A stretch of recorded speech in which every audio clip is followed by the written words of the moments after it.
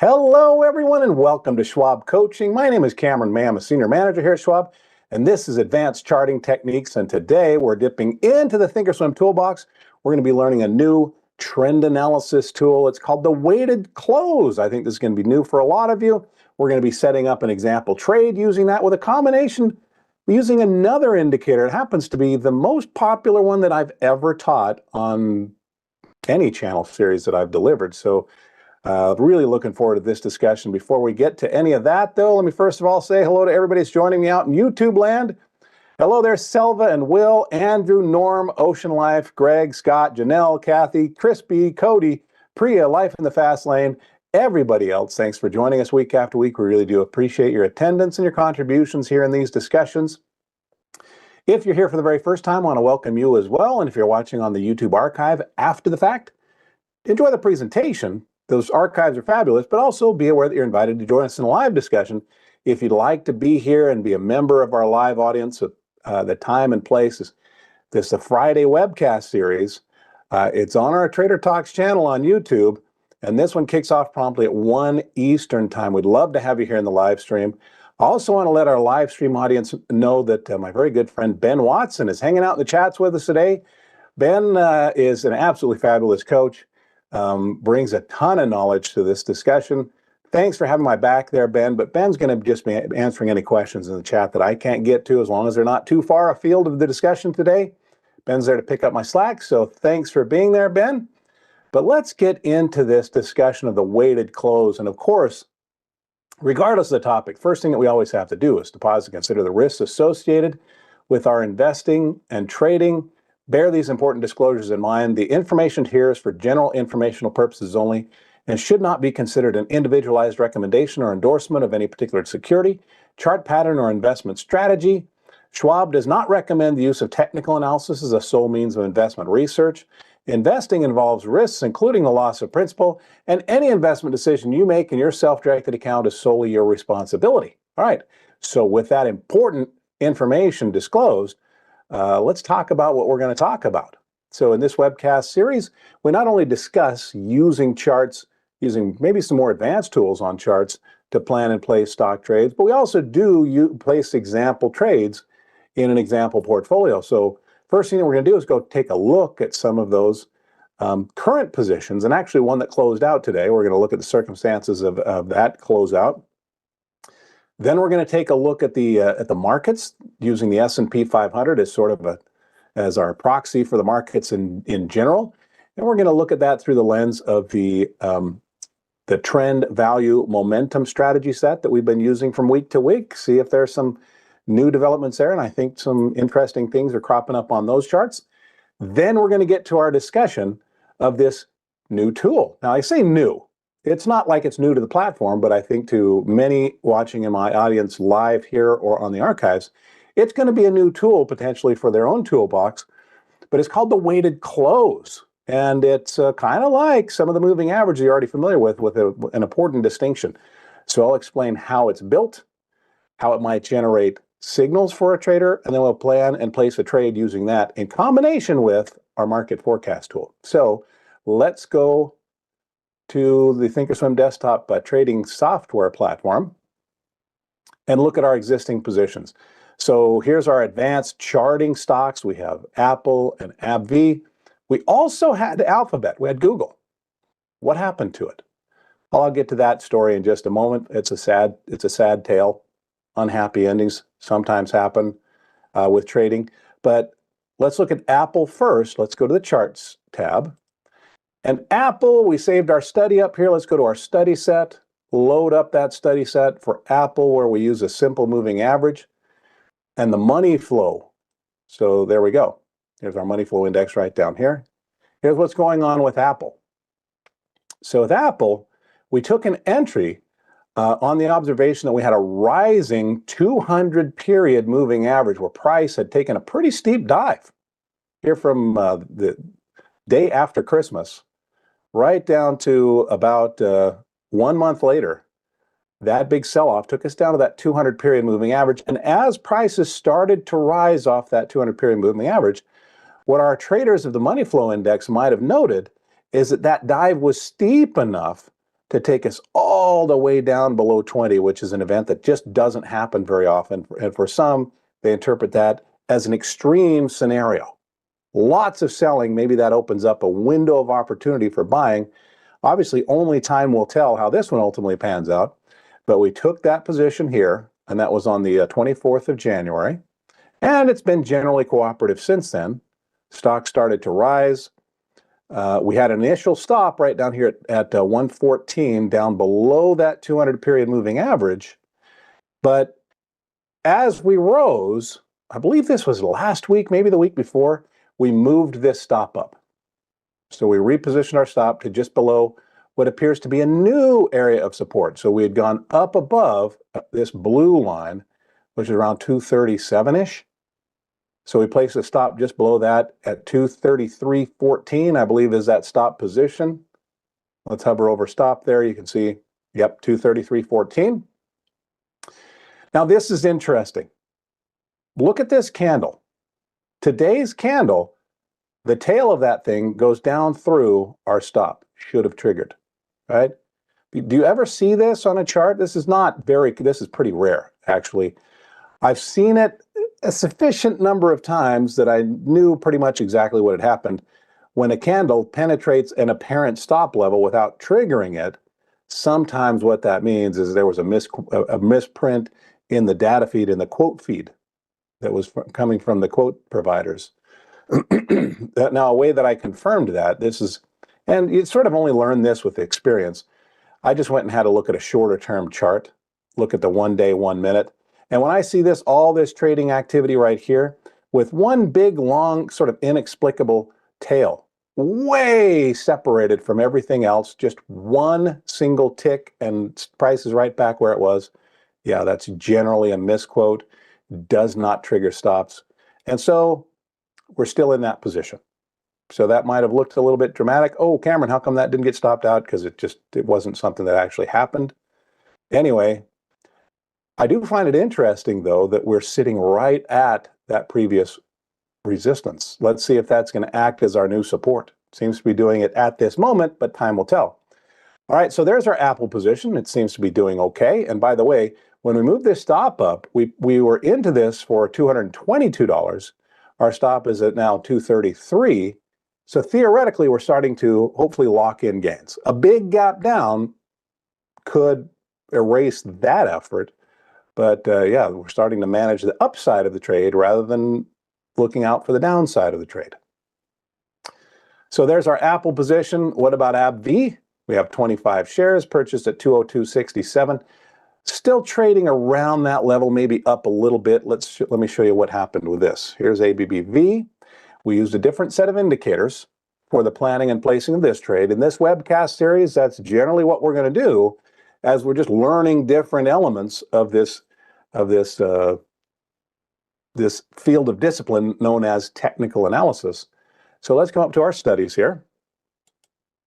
And I'm going to load up a different study set. Here's our ABBV ribbon study set. This was our discussion from last week.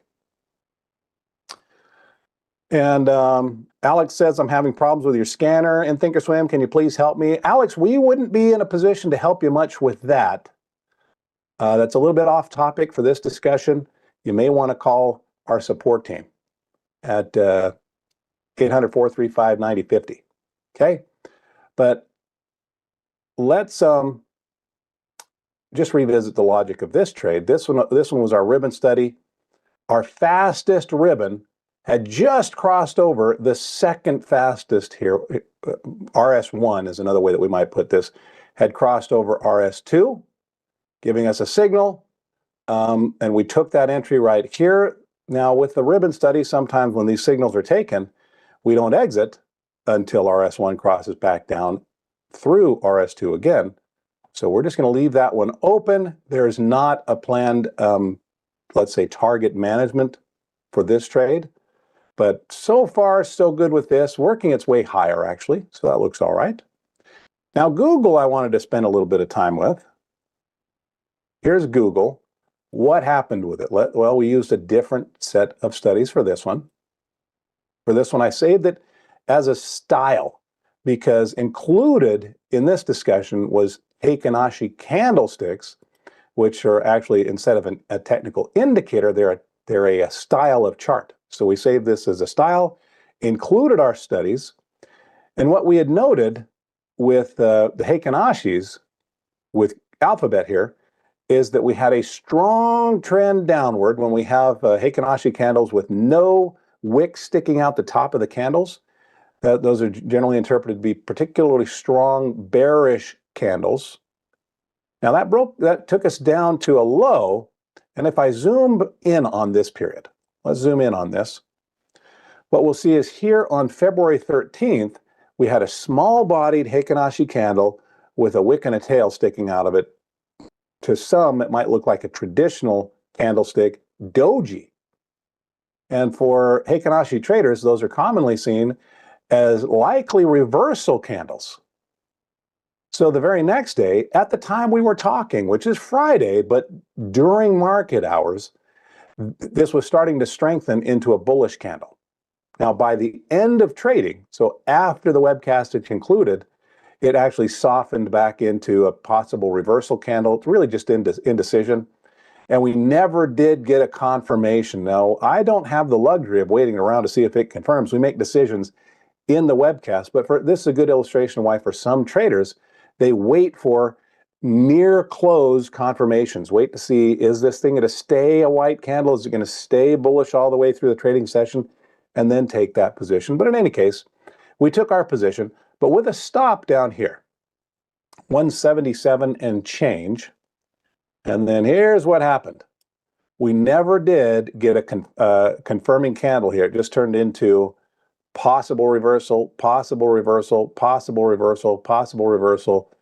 Just to revisit the logic of those Heikin-Ashi candles, when we have those small bodies with a wick sticking out the top and a tail sticking out the bottom, if it resembles at all a traditional doji candlestick, that's a possible reversal, but it needs a confirmation the next day. Never got one. And finally, the real confirmation came with, didn't reverse.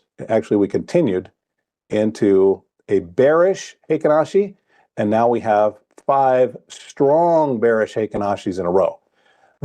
Was it the second one here? The second strong Heikin-Ashi took out our stop. Done. Okay. Alex, yeah, so my apologies. If you do need that help, you'll definitely want to call our support team. All right. But yeah, that just get a little bit too far off topic. It would take Ben or me pretty much we don't provide one-on-one support aside from answering pretty basic questions, not basic, but on-topic questions in the webcasts. We'd love to help you, but yeah, we probably need another team to pick that up for us. Anyway, so we're stopped out of that Alphabet trade, and actually that seems like that's saved us from some significant additional bleeding. So sometimes we're doing ourselves a favor by having an exit strategy for those trades that go south on us. Because despite a trader's best efforts, it doesn't always work out as planned. So that's it for existing positions. Let's go have a look at the S&P 500. Let's go see what's going on with the markets to sort of set the stage. Interesting. I didn't intend to do this, but yeah, there's a series of red Heikin-Ashis taking us right down to a previous price floor. But I'm going to load up. First of all, let's switch our camera, our style here. I'm just going to load the style that I call a clean candle, but that's just switching this back to a candle chart. But let's also load up our trend value momentum strategy set. So I'm going to go down to our load study sets. Let's go to TVM strategy set. Just to quickly recap what the trader might look for here. We have 2 triangular moving averages, a 50 and a 100. And despite what price may be doing, as long as the 50 is above the 100, for some traders, they see that as continued bullishness. So it's been a rough week for the S&P 500, but our 50 triangular is still above our 100 triangular. And as a matter of fact, there's actually a little widening distance between the two. Now, this was something else that kind of caught my eye. Down on our RSI, so trend might still, to the trader using this system, might still look bullish. Also, our value indicator, in this case, we're letting RSI play that role, may be signaling that a value level in the short term apparently has been achieved. That's when we have a persistently bullish trend. When we see RSI dip down below 40, the trader might see that as maybe some short-term value. You can see that doesn't happen very often, but it has worked as a pretty good serviceable low level on the S&P 500 for at least the last 12 months. Doesn't always work, but you can see when we dip below 40 and then start to rise, that's done a pretty fair job of identifying lows here. There was one here that was a bit of a whipsaw, just nicked below 40, but here's a 40 dip with a crossover. Here's another one right here, and you can see and finally another one right here. So 4 out of 5 times when we've gotten below 40 and started to rise again, that signaled a pretty decent low reversal point for the S&P. So for traders looking for, is there light at the end of the tunnel for the bulls? Is there any sign of life in the markets despite these 6 or 7 days of selling? This might be one little glimmer of hope. Obviously, the markets are going to do what they're going to do from here. But for our trend, we might say, looks still bullish. For our value, check 2, looks still bullish.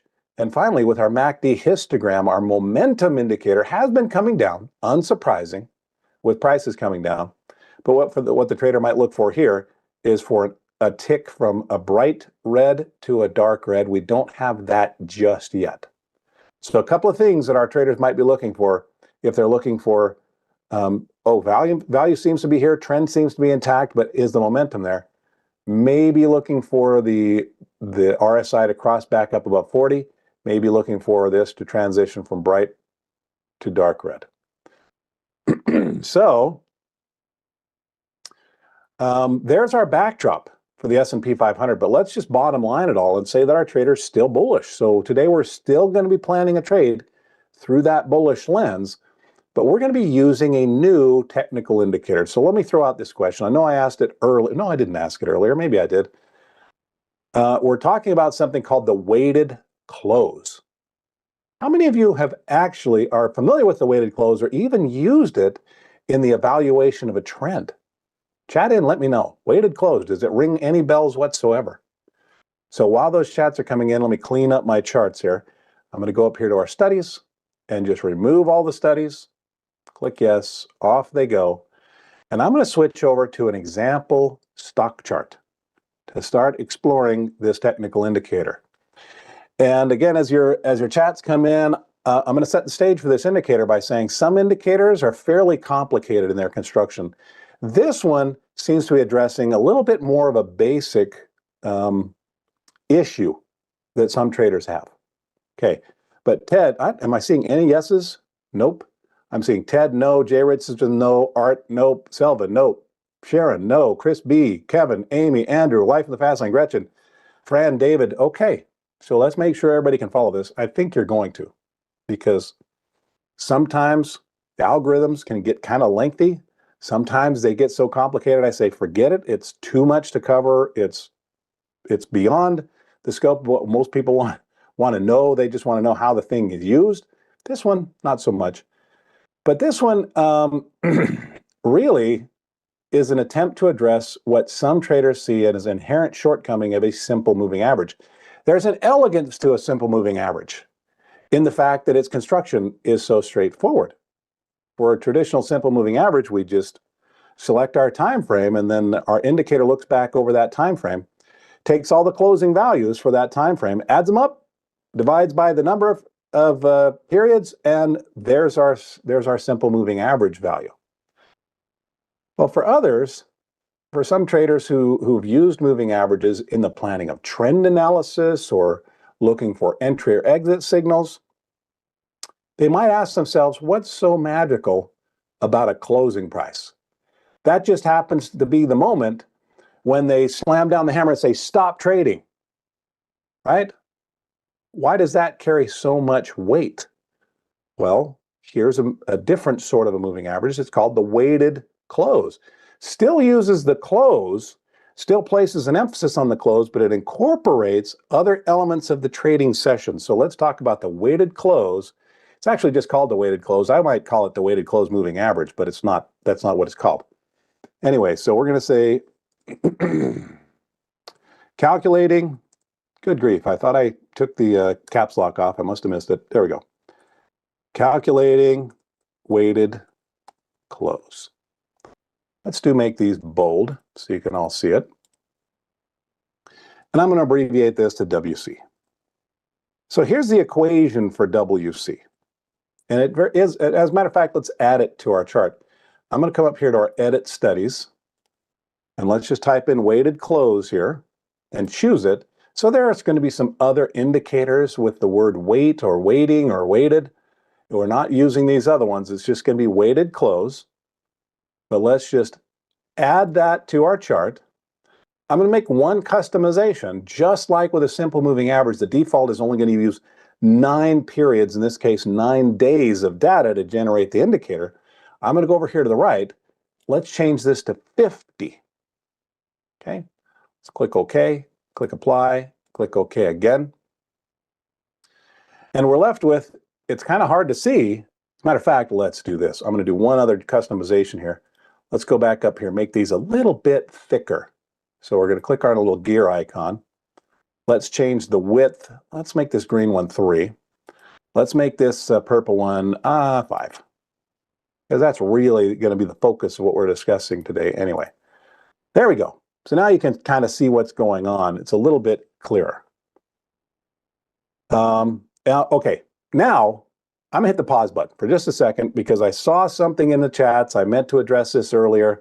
Ben was kind enough to repost it. But what caught my eye is there is a survey for this webcast. We don't get surveys on all of our webcasts. We never know when they're coming. But so when you see them, take advantage of that opportunity to give us some feedback if you would. So if you do me this favor, click on that survey link. Just those that are here in the live stream audience, that'd be great. But as you click on that link, you're going to see it's a very short survey, 2 multiple choice questions. Then there's a comments box and a suggestion box if you want to leave some additional comments. What I'll say is if you take the time to fill out that survey, I always take the time I read through the data and I read through those comments and it helps. So very much appreciated if you fill that out for me. Anyway, I'll leave that there. And back to our discussion. So the calculating the weighted close is, at least in my estimation, fairly straightforward, short equation. It's called the weighted close for a reason. It still incorporates the closing values in the generation of a moving average, but it weights that closing value. So here's what we do. We take the closing value of each day and we multiply it by 2. Well, no real revelations there, but also the highs and the lows of each trading day. Obviously, we're using different time frames. It would be the high and low of that time frame, like the week or the hour. But we also incorporate the highs and the lows. So we take, in this case, we're looking at a daily chart. So we take the daily close, multiply it by 2, thereby weighting it as twice as important as the other 2, but also building in an element where we're at least acknowledging the fact that the price went up, it also went down, highs and lows. So we add all that up and divide that by 4. So that equation is generating for us this green line. So I want to use this as an example. Let me zoom in here. Let me zoom in, and I'm going to use this red candle. Now, I chose this chart for a number of reasons, the way the chart is behaving, but also the price per share, because it's going to make my math simpler. Instead of using 3 or 4-digit numbers, I could just use a 2-digit stock that's in the 90s instead of the hundreds or the thousands to do our math. Also, I noticed that the high and the low from a couple of days ago was at $92 and $90. That just saves me more typing. But let's take this equation and see if we can calculate our weighted close value. So let's copy this. I'm just going to go down a couple of spaces and paste this in. First thing we do is we take the close. We're going to calculate the WC, the weighted close value for this red candle from 2 days ago. So what was the close of this day? Well, if we look up here, we can see it right there. Let's point at that. Close was 90.17. So we're going to type in 90.17. What was the high? Well, as I already discussed, it's right just exactly $92, just purely out of circumstance. And then the low, also just circumstantial, was $90. If you want to see that one more time, I'll just point at this. You can see the high was 92, the low was $90. That just makes my math really simple. So now let's do a quick calculation. 90.17 times 2 is going to be this value here. Now we're going to add 92, the high. We're going to add 90, the low. And we're going to divide all of that by 4. So what we're always going to wind up with is, instead of a value that's just acknowledging the close, wherever that happens to be, like up here on this day, or down here on this day, or right here on this day, it's going to be somewhere above or possibly below that value. But according to our little calculation, according to this equation, the WC value should be 90.585 rounded up to 90.59.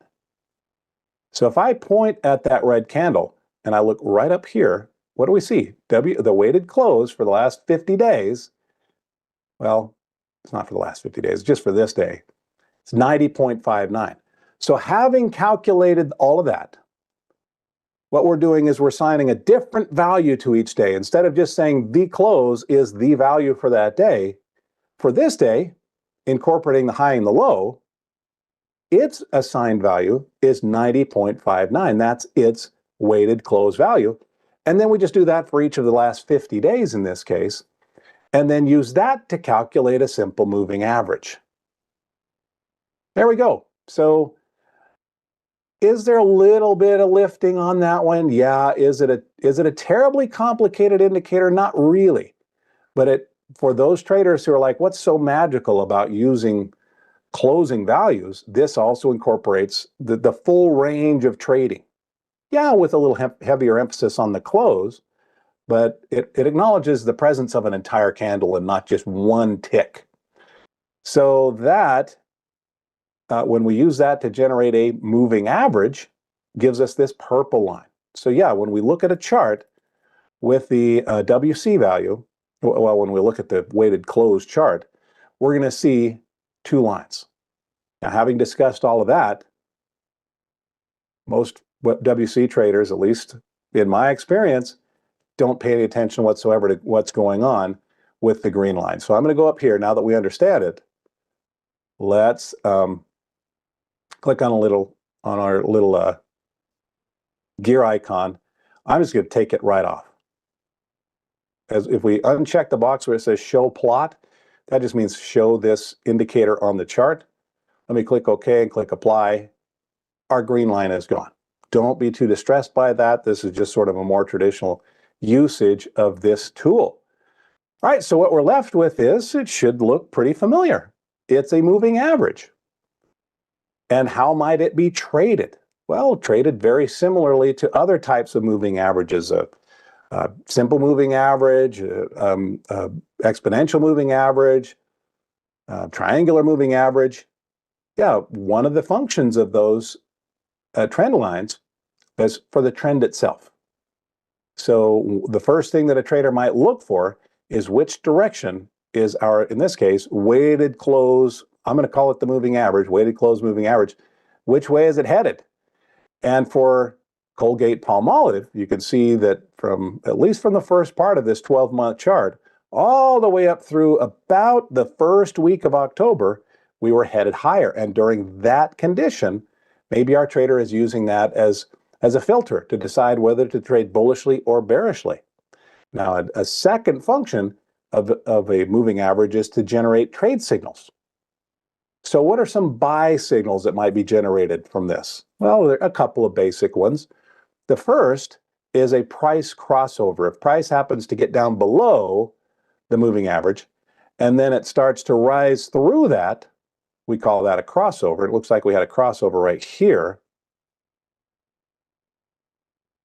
and that might have been a trade signal. And in this case, if the trader is just trading from crossover to crossover, it looks like we didn't get a close below that until right here. So in that case, that was a crossover trade approach that might have worked out fairly nicely.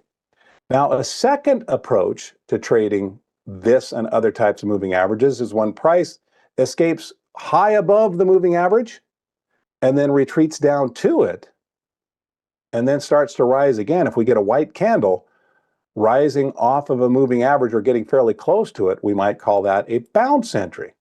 So we have a crossover entry. Some people call it breakout, that's fine, but a crossover entry and a bounce entry. Here we have another one where price got well above the moving average. It pulled back down to it. We started to get a white candle there. This one was a kind of a near miss. Maybe somebody might have traded on that. There was one here that might have been more of a whipsaw event. In this case, we got well above the moving average, sold off, started to bounce, looked like we were going to head higher. And here we wound up with a bearish crossover. And from that point, this has just remained bearish. So for some traders, they may actually just plan and place their trades just using this indicator in isolation. For others, though, they'll recruit a second indicator. An oscillator is pretty commonly paired up with a trending indicator like this. And we've used other types of oscillators in the planning of trades. I hope what you'll see as I add this, let's go ahead and add, for this one, we're going to be adding our market forecast tool. This is a Thinkorswim exclusive indicator. So let's type in market forecast, add this to our chart. This is a proprietary tool. Can't find it elsewhere. But it has actually a series of oscillators. It's actually 3 stochastic oscillators of different time frames. And it's actually the interplay of these different oscillators that may signal entry signals potentially for our traders. But in any case, what you'll see as a common thread running through a number of my discussions is going to be the pairing of a trend indicator with an oscillator. And that's pretty common. It's kind of like when you're going to get in shape. It's quite common for someone trying to get in shape to pair up some strength, some progressive resistance strength training with some cardiovascular training. And I kind of see it the same way. It's not a perfect analogy, of course. We're not trying to get in shape, but the trend might be an indication of sort of what's happening in a longer term view, and our momentum indicator or our oscillator might be more of a short term bursts of energy sort of view. Ted says, hey, you've noted that when you add the weighted close and the simple moving average, they're going to be pretty close to the same. Yeah, especially, Ted, over a longer period, you'll see that any distinctions between the two kind of fade quite a bit.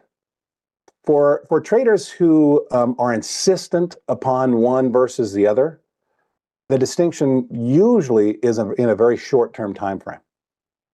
Over a long period, 100 days, 50 days, 200 days, yeah, the difference between using a close and actually incorporating the highs and the lows from day to day is going to be fairly nominal.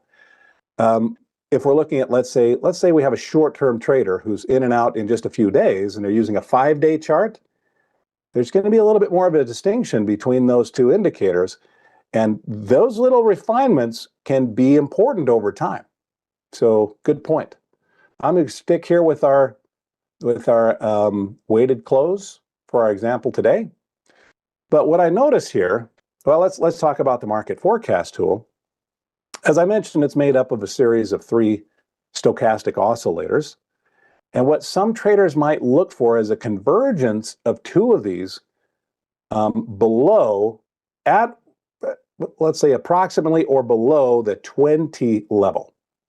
So just as with so many other oscillators, there are overbought zones and oversold zones. Now, those are not represented by a horizontal line here. Maybe it'd be useful for you if I drew one on there, but we can also just see the numerical values up here in the upper left. But let me just slap on, for example, let's say our trader is looking for 20 or 25, whatever their preferred oversold range is. I'm going to put this in at 25. There we go. I just eyeballed it. That's close enough. That's just for a quick visual reference. It's not required for the interpretation of this or the application of this tool, because we can always just look up here, and I actually value seeing the numbers more than I value seeing a visual display of where the line is, because I can look at this date, and as I point at that, I can see, if I look up here, my red line, the red momentum line, our shortest stochastic oscillator, was at 2.9 on that date. I can see that the blue line, which is known as the near-term line, doesn't matter what label you give it, it's just a little bit longer-term stochastic oscillator, was at 6.3. But when traders see a convergence of those two faster oscillators below 20 or 25, down in that oversold area, they may see that as a likely signal that price, if that coincides with price being at or near our trend line, well, it might be time to be getting in. Maybe that means that with our upward trend, confirming with a crossover or a bounce, we see short-term indication of a momentum shift from oversold possibly toward overbought. Okay. Yeah, in this case, it looks like we got down here, got both of our oscillators down. Notice it happened here too, but we still had price falling toward our moving average. Here, we got our two short-term oscillators converging, starting to rise, followed shortly by that crossover. Here we have a bounce that was preceded just slightly by our two oscillators rising out of that oversold area. Here we have another one rising out of oversold. This was that near miss, but maybe some trader might call it a legitimate entry there. There's one here. Here's that fake out. Here's that sort of whipsaw. No combination of technical indicators is going to be perfect. All right. Here, the trader might have taken a trade. They might have said, well, it looks like our two momentum oscillators are down in the oversold area. They're starting to rise. Maybe momentum's coming back into the stock. We're bouncing off our moving average. Great. Let's take a trade. And then that trade relatively quickly collapses. So how do we manage the downside of a trade like this? Well, for some, they may look at recent lows that were accomplished just before the signal and maybe place a stop a percentage point or two below that. So here, maybe the trade was over right there. So let's move forward to right now. Now that we've learned the construction of our new trend indicator, we now have incorporated our oscillators. What we don't have at the moment is both of our oscillators rising just yet. So I'm going to take a little bit of a premature entry. Sometimes I don't have the luxury of waiting to see if these two are going to cooperate. We'll see if they pan out next week when we reconvene. But what we've seen recently is a break, a crossover of our moving average, but also a bounce. And that moving average itself seems to be kind of flattening out here. So I'm going to take a trade here and let this run to the upside, if it's going to, but with a plan to let's maybe place a stop below that recent low. What was that recent low? That looks like that was right about 89.5. A couple of percentage points below that is going to have us down here maybe at about 87.5. Let's put in a stop right down there. All right. So there's our plan for managing the trade to the downside. What about taking profits on these? Well, for some, they may just take the entry and wait for another crossover of the moving average, in this case, the weighted close. Or, just like they might use in so many other trades, maybe they look to a previous high. And I see a pretty good previous area of resistance and support. Looks like right around, what is that, about 97.90. I'm going to round it up to about 98 bucks. Let's have a plan here to take our profits, if we can get there, at $98, with a stop down here at 87.5.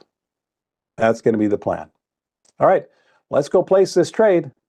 Go to our trade tab. Let's go to our ask price. We can actually do this from the bid price as well. but just right click on the price. Let's put in a custom buy order with an OCO bracket. Now, in this webcast series, we've been spending about 5,000 bucks on each trade. So how many shares can we get? 5,000 bucks, trading around $90. Let's divide this by 90. About 55 shares. So let's link all these orders together. Click the little broken chain link. Let's change this one to 55. And when we repair that chain link, you'll notice now the quantities are all 55. I'm actually going to enter this as a market order. Yeah, the stock's down a little bit today. There are obviously risks when we put in a market order. We might not like the price that we receive if the order fills. But our target was going to be up here at 98. Let's put that in as our limit order. Make that good till canceled. Our stop was going to be down there at 87.5, if memory serves me correctly. That's going to be right down there. Yep, 87.5. We'll make that stop good till canceled. There we go. All right, so let's click confirm and send. Buying 55 shares of Colgate Palmolive. Now, obviously, to help out our paper money trade, you guys need to go out and start slathering on the lotion. But buying 55 shares, we're going to sell those up at 98 if we can get there. We're going to sell. Okay, let's send this off. There's not a commission to be paid on this trade. There can be on some types of trades, though, but I'm going to send this order off and should get pretty prompt fill here. That's working market order. Yep, filled at 90.34. Okay, well, guys, we've done it. We've accomplished what I set out to do today. We needed to have a look at our existing positions, talk about those, how they're moving along.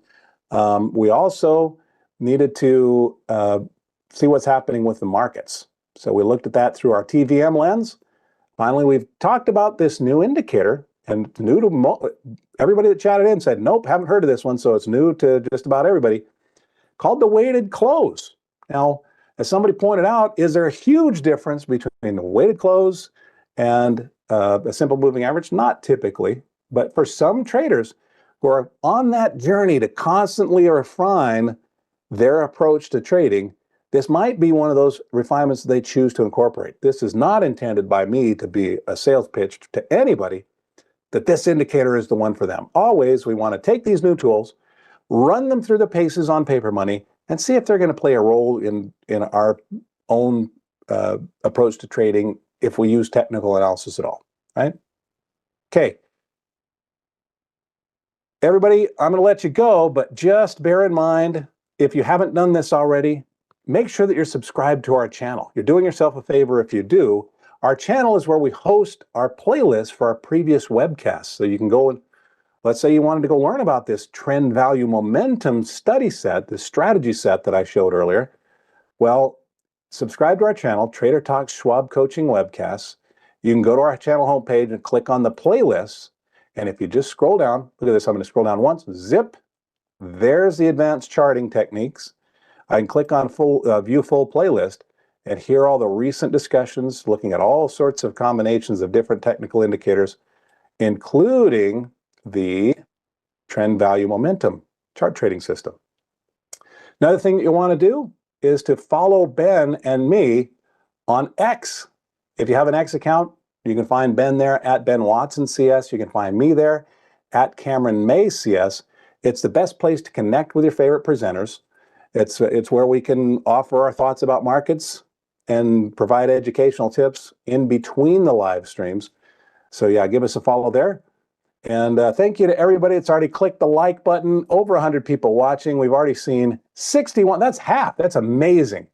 Half of the people that are watching right now have already clicked the like button. I really appreciate that.